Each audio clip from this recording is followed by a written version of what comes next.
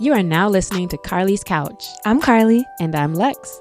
In this podcast, we discuss a wide array of topics about life and how to live your best life, whatever that looks like for you.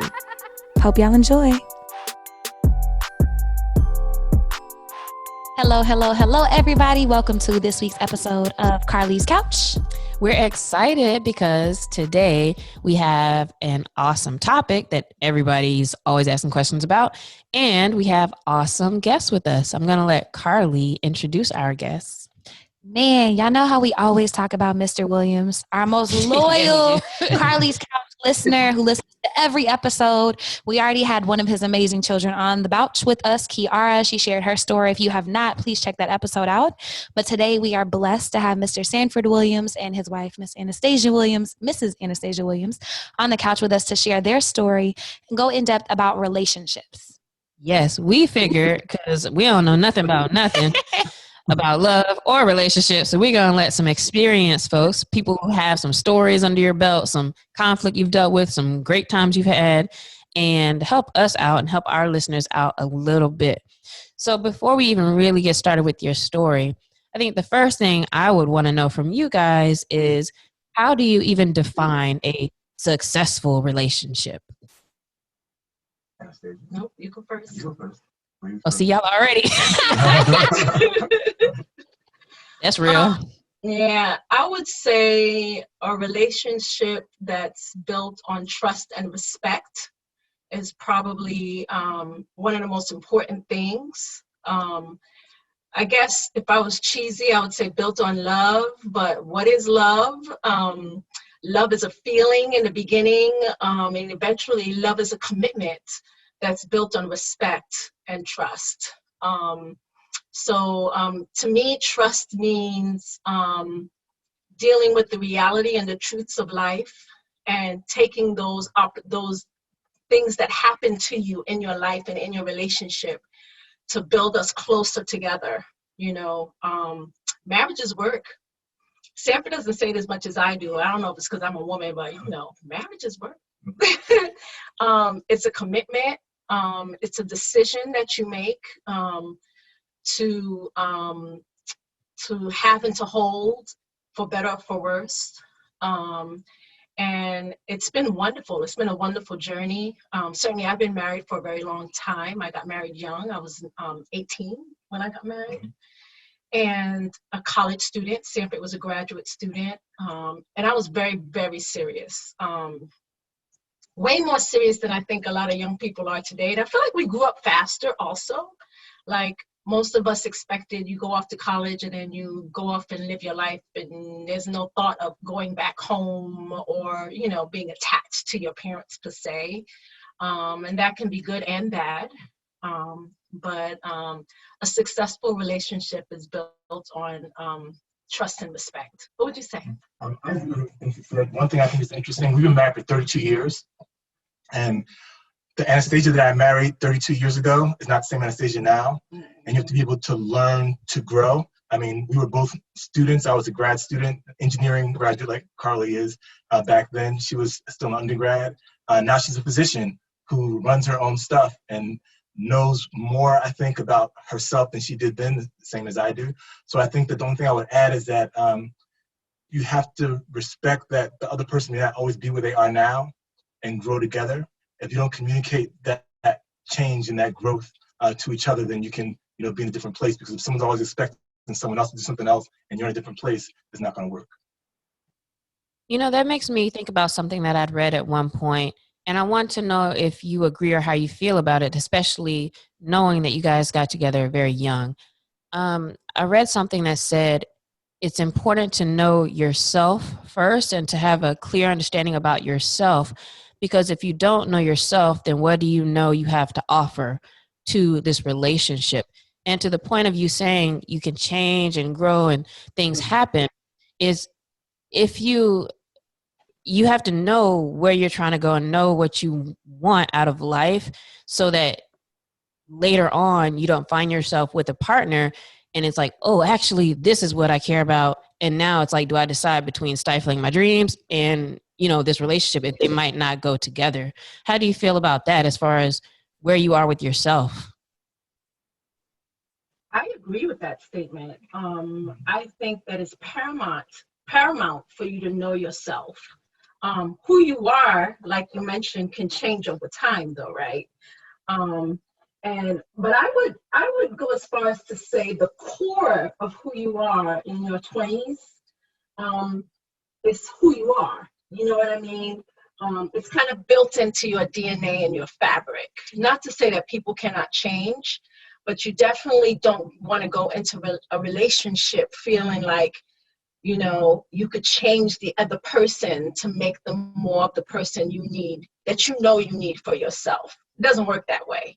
I do think it's important for you to always be with someone who loves you more than they love themselves, because as long as there's a giving spirit on both sides, that leaves room for us to grow and to get to know ourselves, but to show compassion for the other and to be supportive as you grow. You really want to grow together. Just because a couple is married for 30-something years doesn't mean they're in a successful marriage, right? I never assume because someone say they've been married for a long time that they're going to be married for the rest of it. They could get divorced tomorrow. You don't know what's going on in their bedroom. You don't know what's going on in their homes.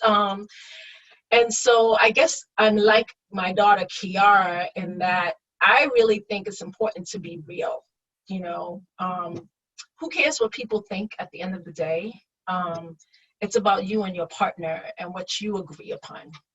Yeah. To be straight also, because when we got married, a lot of folks were like, well, you get married so young, right? But we just felt that it was right. And I think in part because the core of who you are doesn't change. When we met, I love the Los Angeles Lakers. I love the Yankees. I love UVA sports. You know, I love Georgetown basketball. But, you know, the things I love then I still love now. But I've grown in different ways. But at core, the things that are most important to me, family, my kids, taking care of folks and being compassionate hasn't changed. So even though the way I express those things have changed, the core hasn't changed, I don't think. Absolutely. And so y'all have kind of talked a little bit about it, but tell us about your story and your relationship. Like we heard, like y'all met in college, you know, she was an undergrad, you were in grad school. So how did you get to this 32-year marriage? Can I tell the story? My version is the correct story, all right? All right. You know, It's my story. That's the right story. So I have always been a woman of faith. I gave my life to the Lord at a very young age. Not very young, but I was 14, not because of my parents. I was the first person in my household to what we call get saved. And my relationship with God was critical to everything in terms of who I was and what I wanted for my future. I wasn't looking for a husband. I wasn't looking for a boyfriend. In fact, you know, boys were always hitting on me. So, you know, I envied my friends who like could just live their lives for the Lord without. I'm from New York. So New York is that place where you walk down the street and if you pass a group of guys, they catcalling you and, you know, oh, baby, you look so fine. But as soon as you ignore them, they're like, you walk like a horse anyway.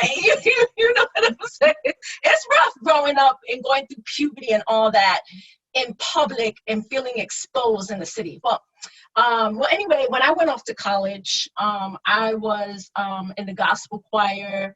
I sing. I'm a singer. I haven't sung in quite some time, but I had won several competitions. And so I was invited to sing at a lot of student engagements on campus.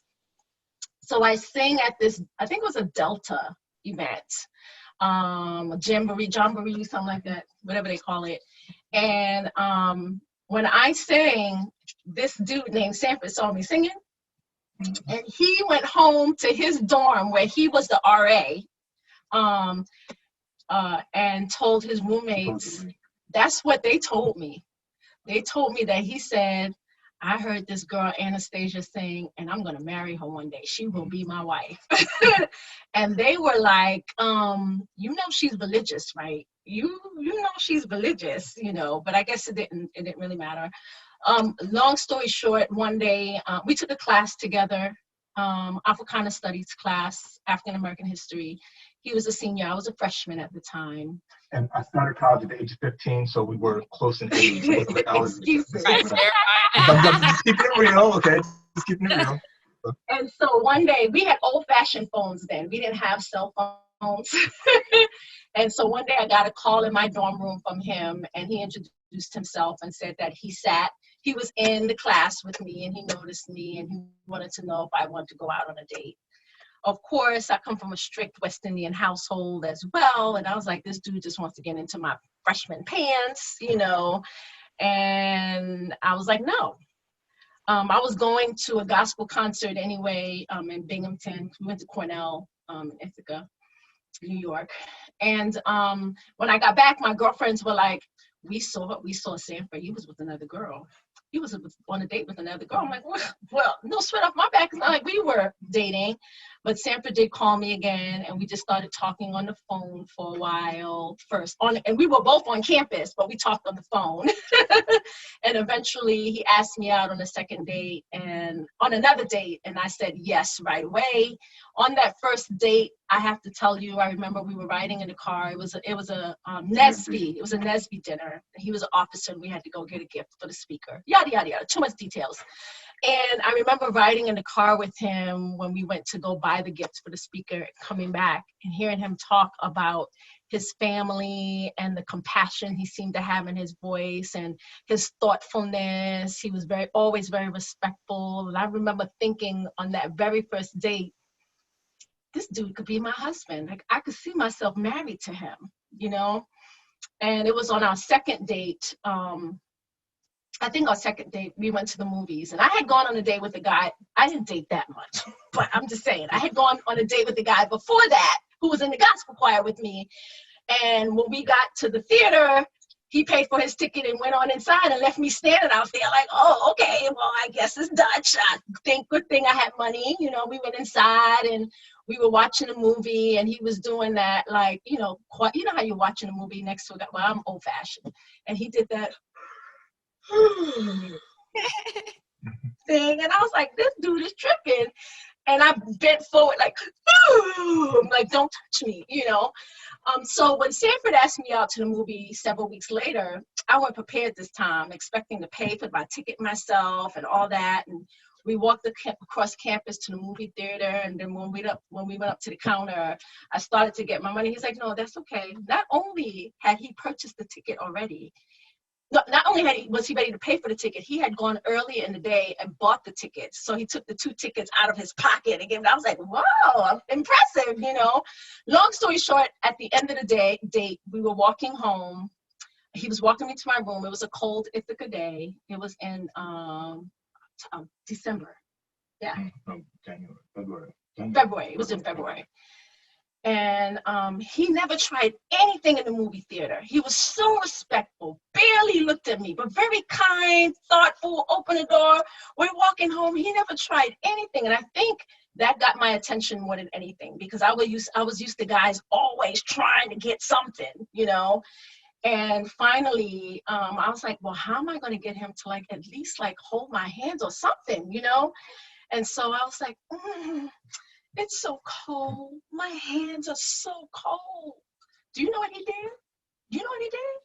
Gave you his glove. Gave me his daggone gloves. I was like, this dude is tripping. So I walked along there. He gave me his gloves. And long story short, I baked the cake, I think, for you that day or that next day. And we had our first quick pecky kiss. And it's been love since. This is the guy, I couldn't imagine my life with anybody else, so. I can't talk to that. And then, so I'm going to ask Sanford next. Now, how do you go from this, oh, this is so beautiful and cute at the beginning, to now 30 years later, you still are together and still care about each other and have maintained your relationship? And I want to build on that question. Not only 32 years, but also 3 kids who have their own lives and are very accomplished. And both Sanford and Anastasia are very accomplished in what they do and do so much for their community. So how did you get from there to here? So, we had this really cute date, and we're here. Well, I think a lot of things. I think the biggest thing, and I guess we can talk about our background. So to back up, we both went to Cornell University. I got my engineering degree and an MBA from Cornell, and said you graduated with a degree in chemistry. Then we moved to Charlottesville, Virginia, which is why UVA is behind us, with Kiara, who you know very well, and our son Sanford. and we had kids, and she was in medical school, I was in law school. So we went through that journey, graduated, and then moved on to do things in our career. But I think that through it all, the biggest thing was that I always loved and respected Anastasia, and I think she felt the same way for me. And as I mentioned, when things change, we always talked about it. So as things change, a lot of times when things change, you might discuss it with certain friends. And I should preface all this by saying also, I always tell people, yes, we're very happy, we're very fortunate and blessed, but just because we have gotten to a point where we're happy and have a good relationship, it doesn't work for everybody. Everybody has their own journey to walk through. So what I like and what works for us may not work for somebody else. So I'm always kind of reticent to say, well, do it my way. But for us, I think the fact that we respect each other, we love each other, and we communicate. You know, my daughter Kiara, you know, my daughter Nia, they communicate very well. We've always taught them to say what you mean, say what you feel, be honest, be authentic. And I think by doing that with each other, that's helped us. Because I don't think if we weren't honest with each other about our goals and dreams, like she wanted to go to med school, and I wanted to go to law school at the same time, how's that gonna work? You know? We just said we did it together, and we talked about it, and we made it work. I think, and I alluded to it earlier, I think that is important for you as a couple to understand what your role is as a wife in your relationship. You know, what your role is as a husband in your relationship. Everybody's relationship looks different. And it was a little hard for me at first because I don't come from a traditional family. I saw my mother go to school and grad school and run a business.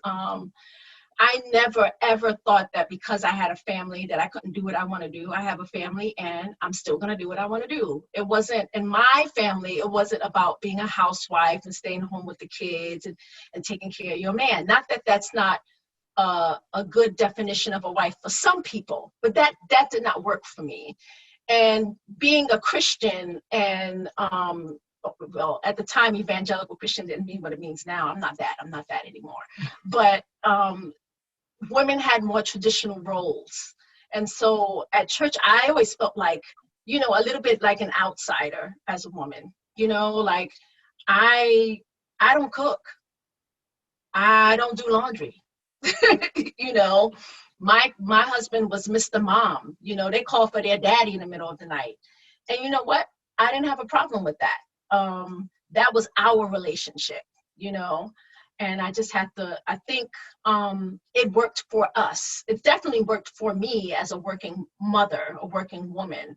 I think you guys are very fortunate in that now couples tend to have, well, they strive to have more even responsibility. I'm a pediatrician and I have tons of dads that bring their kids in. That wasn't a huge thing before. You know what I mean?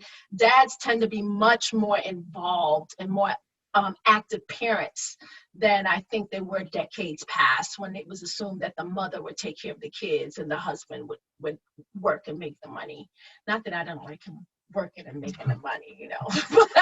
but yeah, so you get to define your relationship, and don't worry about what other people think if it works for you.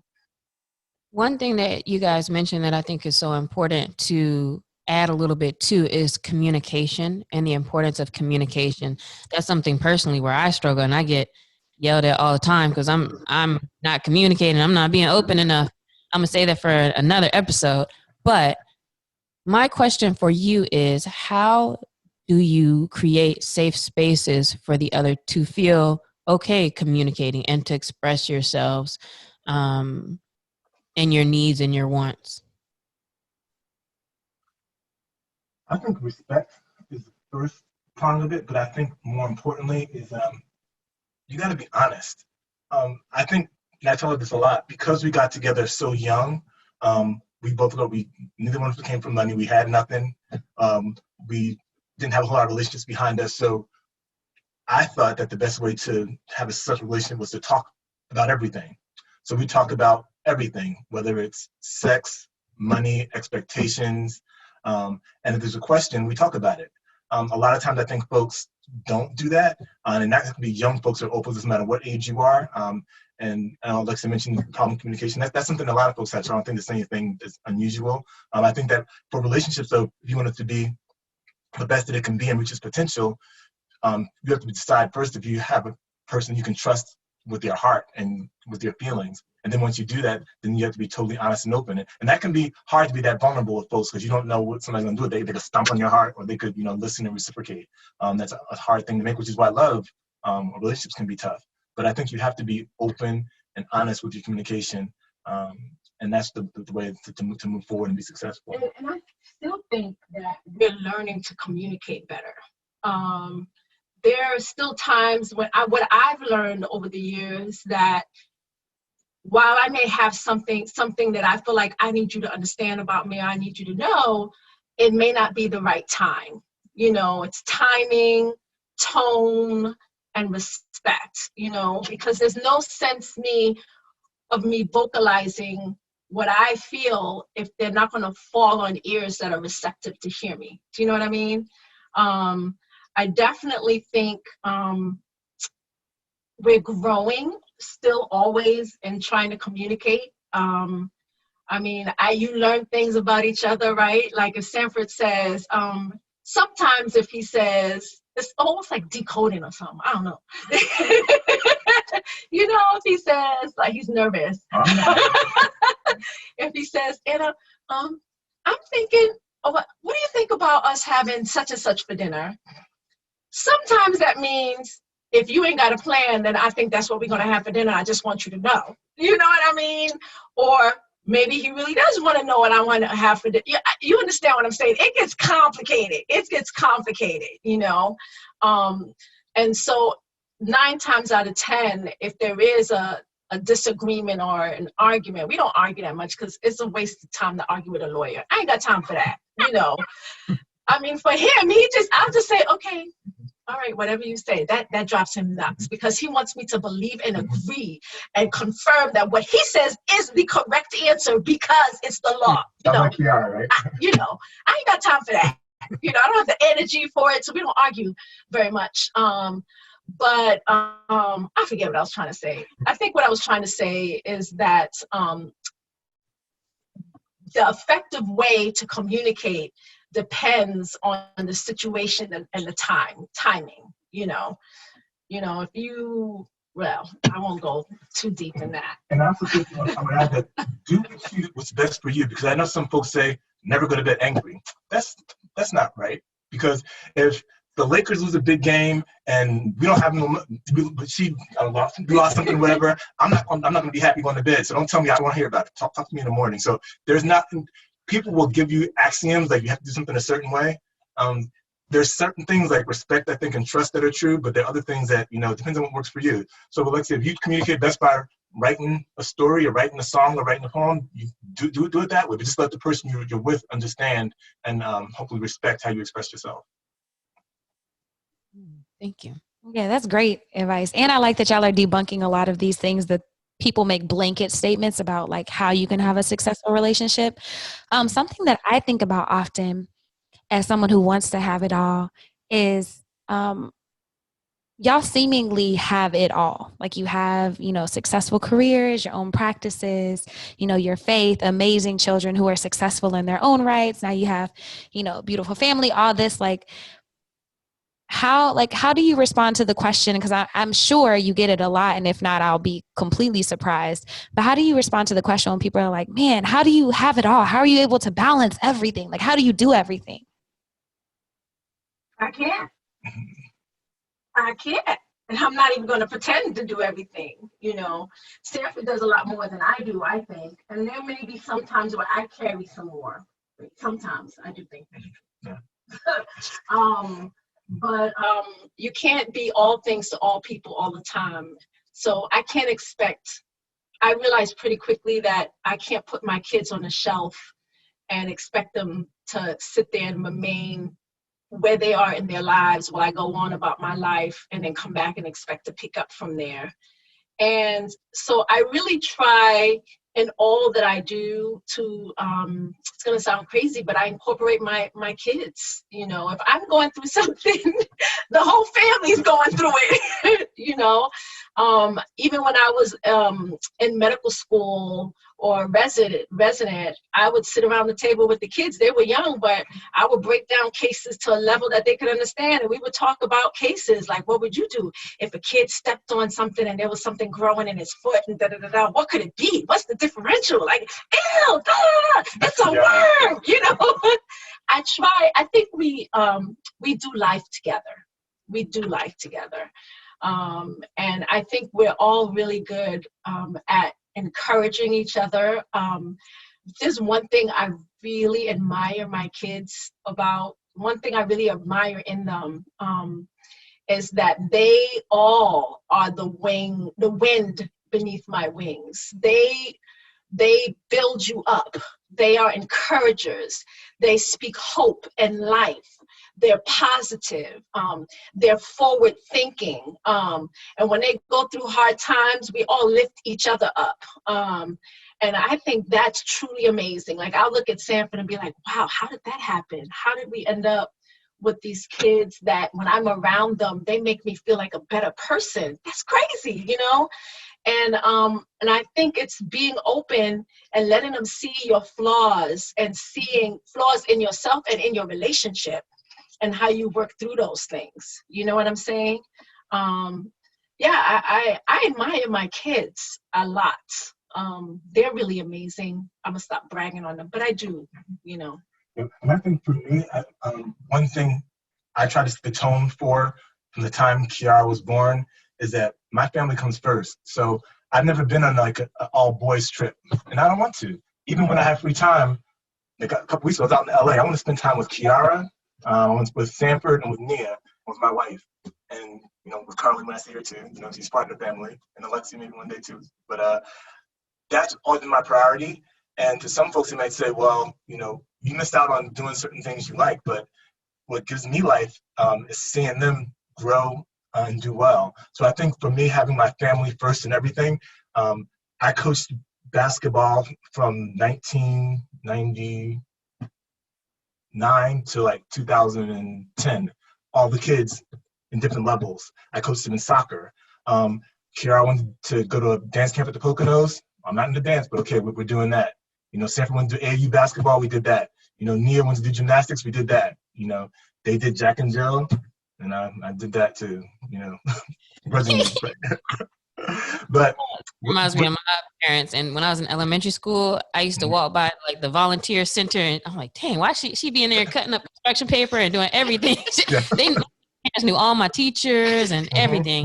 Which now I'm like, oh, that was great because we had real like, relationships with everything, you know. And you got to know what's going on with your kids. You got to know what's going on with your kids. And I think too that kind of stuff you mentioned about your parents being there, by us doing that now, we're still close. So last night, was it 3:00 in the morning, our time?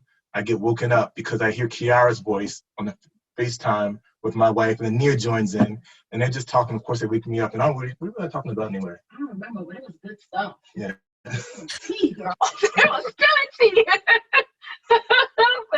It was good. But that kind of relationship, and I don't say to say like, oh, we're all at, but that kind of relationship is honest and genuine because we've always, from the time Kiara could talk, you know, we talk like that.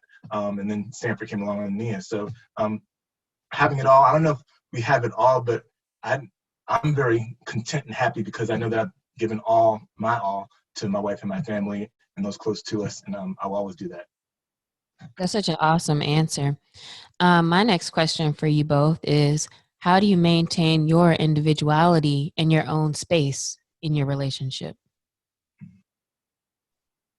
It's easy for you. I just get my space and do what I want to do. I do what I want to do. And I don't feel bad about it.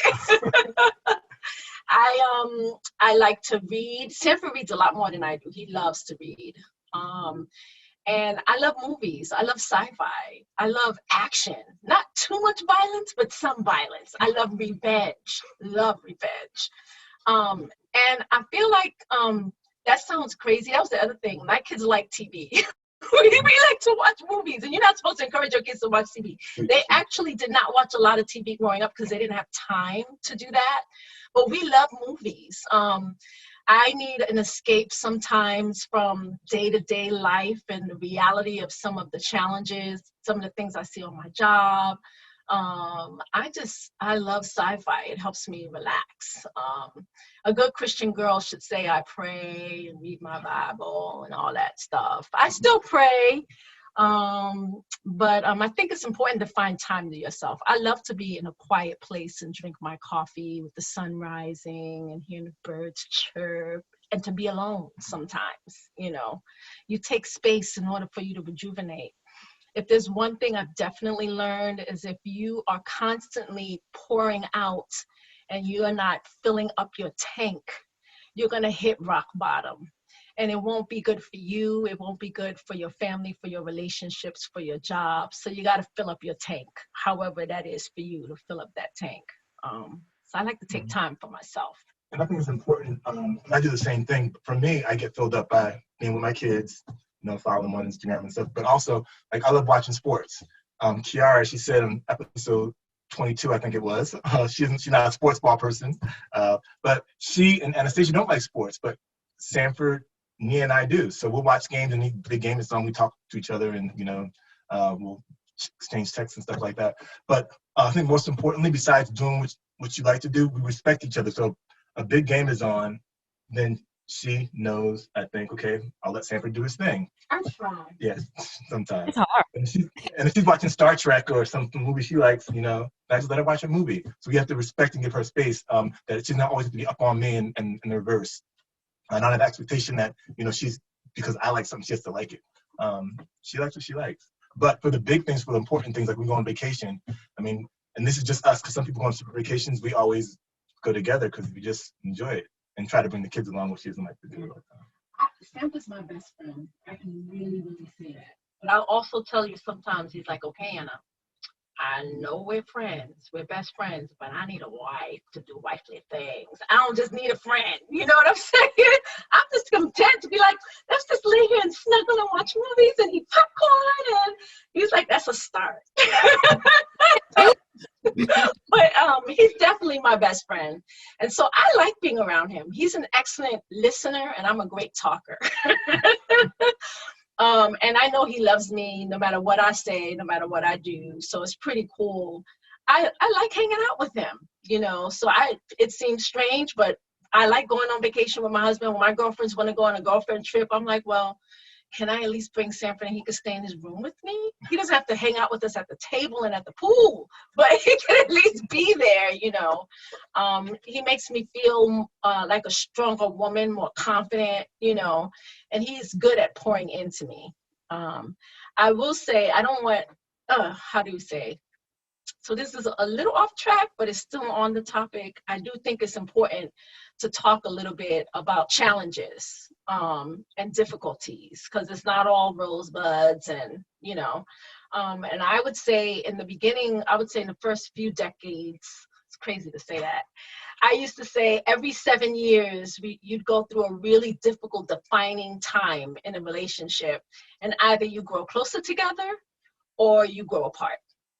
And it was like year 7, year 14, year 21 was probably the last time that I felt that way. But I definitely would be sometimes like, I don't know if I could stay married to him. I don't know if this marriage thing is for me. Like, I just don't know, the challenges sometimes of, as you can see, Sanford is really into the kids and family, and I'm into him. I love my kids, but I wasn't that into their stuff. I grew up in New York. My parents never went to any of my activities except for maybe 1 or 2 the whole time. I'm like, why you need me to be there to watch you play basketball? Just play basketball. I don't want to watch the whole game. You know what I'm saying? And he went to every single game. He never missed a thing. And sometimes it was just like a little much, like, come on, Anna, you going to this? Or there's a lacrosse game. Or they're in Charlottesville in college and they're having a concert. And Sanford Jonathan, my son, wants us to come to the Hullabaloo concert. Are you going to the concert? And I'm like, why am I driving all the way to college to watch my kids sing in a concert? He's done. He's grown. He's gone. I've got stuff to do here. You know what I'm saying? And so I feel like at times those were some tense moments. I would also say money stuff can be very stressful on a relationship. when you have plenty of it, it's like, woo, easy, buy me diamonds, buy me, but when you're going through times where you're struggling, and sacrifices have to be made, it's not so much the sacrifice, but the pressure that it puts on you.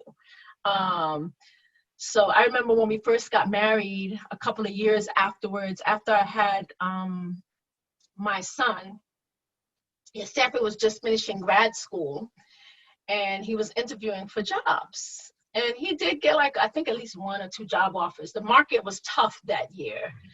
And it was out of state, someplace else. And I'm like, okay, you need to take that job, And he's like, oh no, the family needs to be together.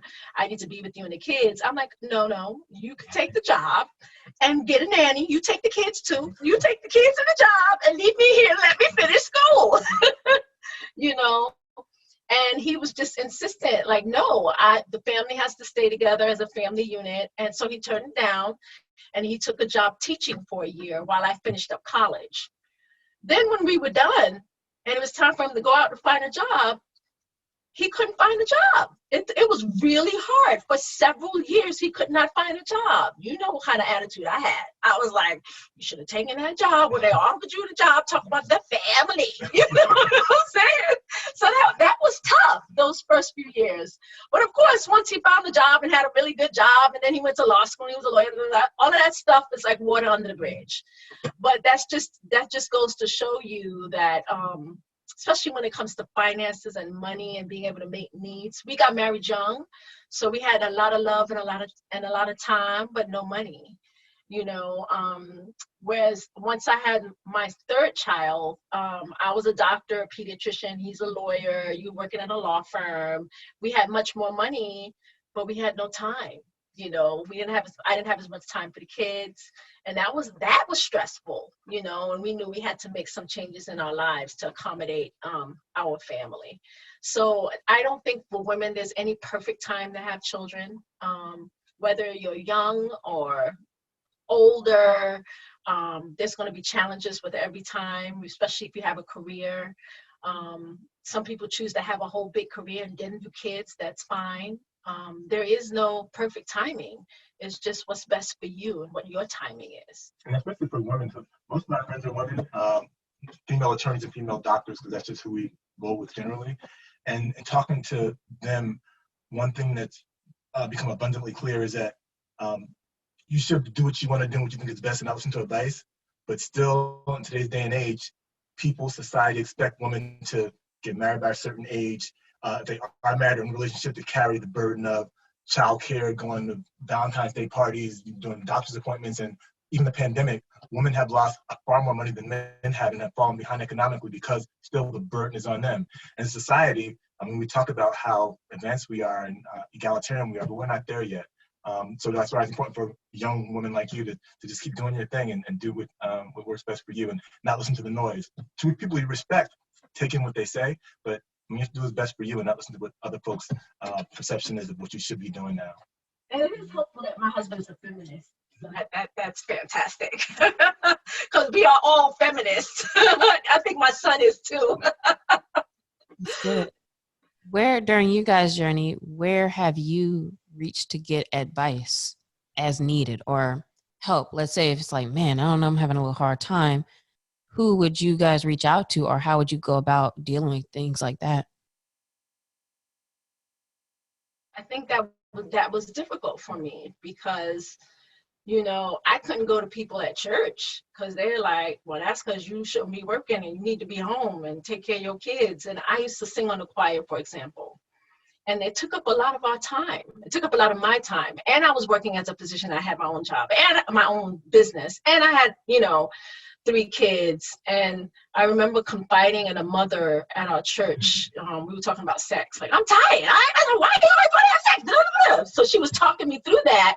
Don't get me wrong. I love sex. Sex with him was wonderful. But, sometimes I'd rather sleep, And I remember she was extremely helpful in telling me, like, that's the one time when you are intimate with your spouse where he is all yours and you are all his. It's just you. And so it's not just about the physical part. it's about the connection, you know. She really helped me understand that better, you know. So don't think of it as, he just wants my body, you know what I mean, or pleasure. He wants to stay connected to me in the midst of all the craziness and all the running around and the busyness. But then I remember her saying also, so you need to think about dropping the choir. You're just doing too much. And I'm like, oh, no. The choir for me was my time that I had, that I needed to fill my bucket. So I'm like, no, I'm not dropping the choir. Thank you. But it was still valuable advice. So I think it is wonderful to have older people in your life, or you got to be careful about taking advice from people and who you choose to be in your circle, you know.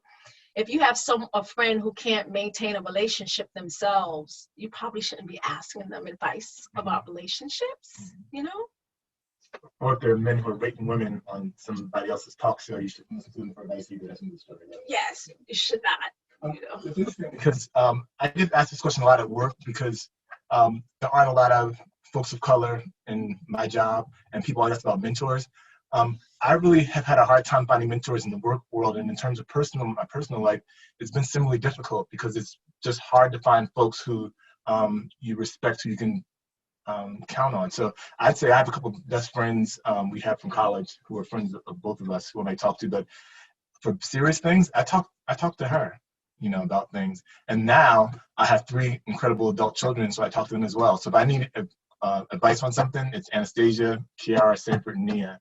Those are the folks who I What's cool about having adult children is that they know their dad. They know our relationship. They love their dad. They love me. So I can tell them the real, maybe sometimes a little too real. And I don't have to worry about them taking sides per se. That sounds weird, but they try to be non-partial, and they try to help me open my thinking and to see both sides. You know, and we try to do the same for them too. So yeah, I don't have a whole, my girlfriends are good. You know what's cool about Sanford too? His posse's cool. They are all like upright, you know, well, they're squares, you know what a square is? They're really nice, good people, always do the right thing. You know, they're not like a cheating crew. They don't drink, they don't smoke, they don't I don't know. I drink now and I enjoy it. But they are a really cool posse of friends. And I think for Sanford, and probably for them too, they can't necessarily hang out. A lot of guys think that being a man is about how many girls you can get, or, you know, how you can be I don't want to say a sugar daddy, but having game. It's about having game, how you dress, and that's not how his posse is at all. They're really family oriented, and they're genuine people. I think your friends also. My friends are cool too. Right? And listen, yeah. That's another cool thing, because we got together so young, like all my friends are her friends and vice versa. Yeah, which is nice. Yeah. I just want to say to our listeners that please watch the video, because I'm not going to lie to y'all. My favorite part about this whole thing is watching Sanford be like, because it's just mad cool. Like, yep, I got it. But he don't look too smiley, but he's looking very confident on the sides as you let Anastasia tell everything over here. And I'm just loving watching your expressions, because you like, yep, I'm doing real good right now. No. Well, no, my wife likes to talk, and she's a brilliant talker, so I just want to listen to her. She's, you know. I told you, I talk well, he listens well. You got to find somebody who complements your strengths. Yeah, and let's ask you one more question. I'm going to let Carly ask you this last question, and then we'll kind of wrap it up. So you kind of got into it a little bit when you were talking about the story with the church mother and you know, sex and things like that in a relationship. So with everything that y'all have going on in the world, like, how do you keep the spark between y'all, that intimacy, not just physically, but how do you keep that spark over so many years? How do we keep the spark? Lots of reasons. One thing I think by, first of all, feeding each other. So what does that mean? There's certain things that I want and certain things that she wants. But if I'm just trying to get what I want and she's not in the same accord, then it's not going to work. So by communicating and talking about, you know, what she wants to do, like she likes to go places where it's warm and where there's a beach. I like going where it's warm, but I like to involve my kids. So we'll say, okay, we'll go to LA. We'll let Kiara come with us for 2 days, and then 2 days will be the two of us. So we compromise. But I think by constantly talking and asking her what she wants and what she needs, because again, like I said, the Anastasia 32 years ago was a different Anastasia than she is now. She's more confident, more passionate, more beautiful, and she just knows what she wants. So I have to keep up with that, and just try to make her happy while not sacrificing my needs. You know, I think that's a really good question because I have to Sanford is a giver. I am a receiver. So it's not natural for me to I think of others, like they'll tell you I'll do everything for everybody else, but in my own family, you know, I'm a receiver. And so I know that's one area where I know I have to be intentional about, you know.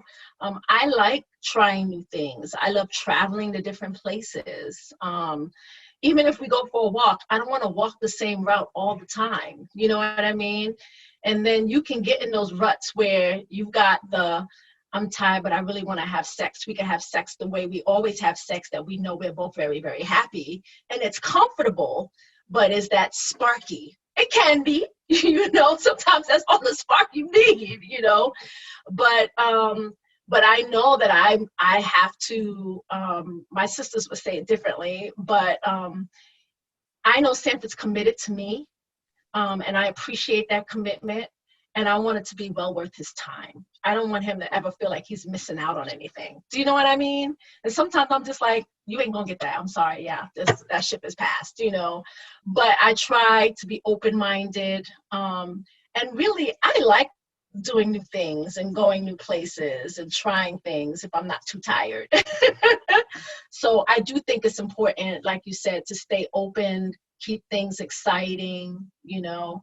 I remember I got home yesterday, and Sanford was like, come here, Anna, come here, just come here. And I like being in control. So I'm like, what do you want me to, what are you doing? You know, come here for what? You know, he's like, I had just gotten home from work, you know, he's like, come here, I have a surprise for you. So I go over and he's like, okay, take off your pants. I'm like, what? Wait a minute. Ready. Is this a surprise for you or a surprise for me? Why I gotta take off my pants? You know what I'm saying? So I'm like, you know, okay, I'll take off my pants. And he pulls out this gift. You know those yoga pants that they keep putting online that make your booty look real good, supposedly, but they're really comfortable. He's like, look what I got you. I saw it online. Try them on. And did you like them? They were cool. They felt really good. They hug you in the middle, the tall one. And my booty looked good. I'm walking around and he's like, Anna, I like it.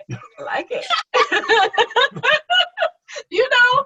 So I guess those things are important. You know what I mean? You keep it kind of like just different, spontaneous. You know, I'm always happy to go on a spontaneous trip. And something we haven't mentioned at all, which is very important. I don't want to let this go by, is as a pediatrician, Anastasia deals with this a lot. And I'm on the school board. I'm the chairman of the school board here in Manassas City. And we have a lot of kids who are struggling right now with being home in the pandemic. And we see this in adults as well, increase in anxiety, depression, and mental health issues. So, and I know you all mentioned this as well, which is why I wanted to make sure I mentioned it. Self-care is so important.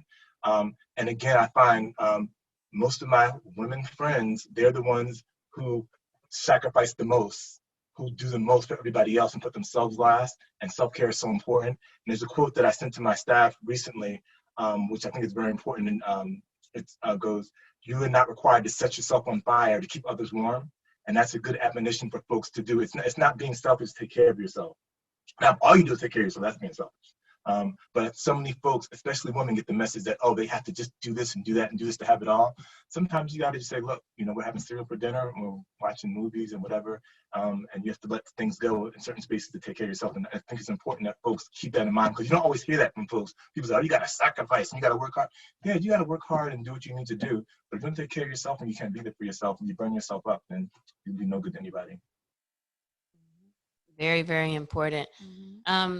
We thank you so much, and we want to let you know that we appreciate you coming on our show, giving us some wise words, giving us these funny stories. Sanford, you spending too much time online if you've seen them leggings. Leggings. Look, he got to support I actually have some, but he had to support all of his kids and all his kids' friends and all his family. He be up on stuff. You got your ears open these days and your eyes open and know what's going on out here. But again, we very much appreciate you all, and we know we're going to have lots of good feedback from speaking with you. And so for our shout out this week, we want to shout you guys out and just give you an opportunity if there's anything that you would like to direct people to, or mention, or something that's important to you guys right now. Give you an opportunity to do that. I want to give a shout out to you ladies. I think you're doing a phenomenal job with this podcast. I'm not as faithful of a listener as Sanford is, but that's how it goes in our house. But I have heard some of the shows. Thank you for your transparency. I think we need more real talk, and you guys are part of bringing that to the community. So my shout out is for people to listen to your show and to follow you. You stole my thing. But I love your authenticity, and I love the fact that you both have compassion to help folks, which is great. And please keep doing what you're doing because it's important. I also have to mention all our kids, Kiara Imani, who's starting a new gig on KPLA 1580 in LA. We're proud of her, not just because of that, because she's awesome. Our son Sanford in New York City, who just had a baby, Zoe, who my wife is in love with. Can I show you the picture? You've probably seen the pictures, right? And then our daughter Nia. Our daughter Nia, who's graduating from UVA next month, is going to do her thing musically and going forward. So I'm immensely proud of all of them, and Anastasia, because what she does in our community. And I should mention also, besides the school board, I also work at the FCC. I work in the chairwoman's office, and I'm the head of one of our offices. So if anyone has any questions about the Federal Communications Commission, we have an emergency broadband benefit program going on. We're giving money to folks who can't afford broadband. We have a homework connectivity program, $7.1 billion we got from Congress, which we're trying to give out around the country. So if anybody has any questions at all in the FCC space, please hit me up. You gotta see my grandbaby. Let's see if I can get this to work. Oh, cute. I saw a little bit. There she is. Yeah, she's cute. Baby Zozo. Zozo! And I'm much more into her than I've ever been to any of my kids. Like, it's all about Zoe. That's so funny. And then we usually end our shows with a question of the week that we all answer, that we want our guests to answer, and then our listeners through social media, they can answer as well. So this week, our question is, what is one thing you have learned about yourself from being in relationships? You go first. I think I've probably started growing older. I get the most pleasure out of making the folks that I love happy. So I love going to my kids' concerts. I love going to see Kiara. I love when I see Carly doing her exercise videos, they're working out hard, which is hard because she's not my kid, but because she's like part of the family. So I get pleasure from seeing folks happy. So I know that's what gives me life, to help others be the best selves they can be and watching them be the best selves they can be. That's a good answer. Anastasia, what's one thing you've learned about yourself? That I love being with the man who truly loves me. I like being nurtured. I love that his love is almost sacrificial, and he loves me more than I think he loves himself. And it motivates me because I love him so much to be a better wife and to learn to show love. How important it is to show love and to speak your partner's love language. That is beautiful. Man, brought a tear to my eye. Lexi, what is one thing you've learned about yourself from being in a relationship? I would say that I've always been a self-starter and bossy and, doing my business and my work and all of those things first. And what I've learned in being in a relationship is that I actually don't always like feeling like I have to be in charge. So I kind of like sometimes when they're in charge and they say, oh, let's do this, or I don't have to make all the decisions. So I've come to appreciate that and realize like, oh, I kind of like actually kind of what Anastasia's saying, like, oh, I get to chill. Like, I don't always have to be in charge here. And I feel confident that I'm being led in a good direction and by not having to be in the driver's seat. Man, that's so interesting. We usually never have the same answers. I would say I'm learning to receive That is something I'm learning in relationships because I'm a giver. I'm like Sanford. I want to make everybody around me happy and like pour out and see you and cook for you and do all these things. And I'm learning that it's okay to receive, and not in just romantic relationships, but also in friendships. And, you know, like Kiara loves on me and she wants to do life with me. And that's something that I had to learn how to receive, but I love it. And it's just, you know, such a beautiful thing whenever you're open to what people are trying to give you too. And you realize how much fun it is because you've been trying to do all this for everybody. And it's like, oh, shoot. I can enjoy this I can have fun too. Yeah, that's great. It's great. Thank you guys again so much. We appreciate you. Oh, the last thing, because we didn't get it from you yet, is if you're open to it, how can people reach out to you guys if they did want to maybe ask a question or say anything to you? Or about the FCC, like anything. What's a good way for them an email address or somewhere that you would send people? Yeah. For me, my work email address is Sanford, SANFORD .Williams @FCC.gov. You can email me there, and I'll get back to folks.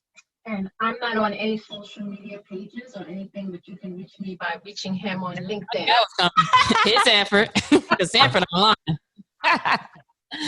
Sanford is online. Well, thank you so much for your wise words. Like we said, we appreciate this, and we will speak with you guys soon, hopefully. Yeah, thank y'all for this. Absolutely. Yeah, thank y'all. Bye.